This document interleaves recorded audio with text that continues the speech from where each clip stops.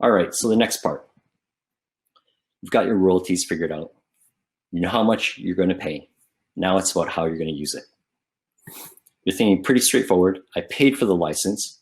I should be able to use it however I want. Unfortunately, that isn't the case. You know, once you have the rights, the brand actually needs to approve everything. And when I say that, in terms of the approvals, it could be anything from the design and look of the character or the brand that you're going to incorporate into your game, to the action that it's going to perform in the game. Maybe it can't perform a certain dance move because there's a copyright on that dance move. So that brand or IP or celebrity that you're using, they don't want it to be used that way. And I'm going to give you some examples right now. Let's say you license out the likeness of a celebrity to be used in the game. They give you a set of portraits, they give you the style guides, they give you the restrictions and how it should be designed and developed. You're thinking, no problem, this is pretty easy. Quick little template. You go ahead and you design it. Everything is to the proportion, down to scale, color tone, everything. You submit that to the brand or licensor, and they come back and they say, unfortunately, it's not approved. You're scratching your head. You're probably wondering why. You did it to the original specs already, but the nose is too big. You're like, what? I did everything to the specs that I was given. And that's the thing. With licensing, everything can be a little bit subjective afterwards. So you're back to the drawing board to do a new design. This also applies to even objects or weapons and things like that. So let's say you license another character from, a different movie, and that character is known to have a special sword. Same thing. You get the specifications, the dimensions, the colors. You go ahead and you do the design. You submit that for an approval, and it comes back and it's denied.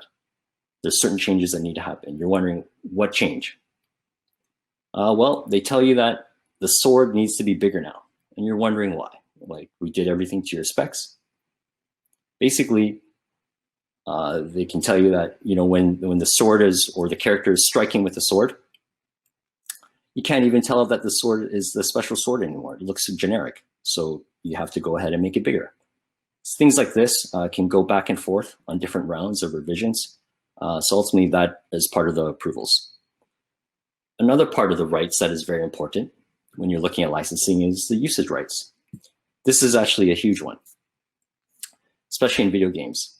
Your players are spread across around the world. You're probably more dominant in a certain region than another. So you definitely need to understand where the rights and use of that IP can be used. For example, let's say anime, Japanese anime, very popular. Everybody typically wants to use it in some sort of a game. There's always a nice fit. But anime rights can get very complicated. Even from a whole series, a certain character might not be allowed to be used in North America, but it can be used in Europe.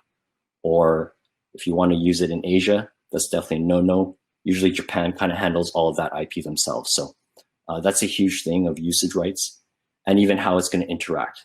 Like I mentioned previously, there might be a dance that you want your character to do, but you can't have them do that dance right now because of potential copyright issues.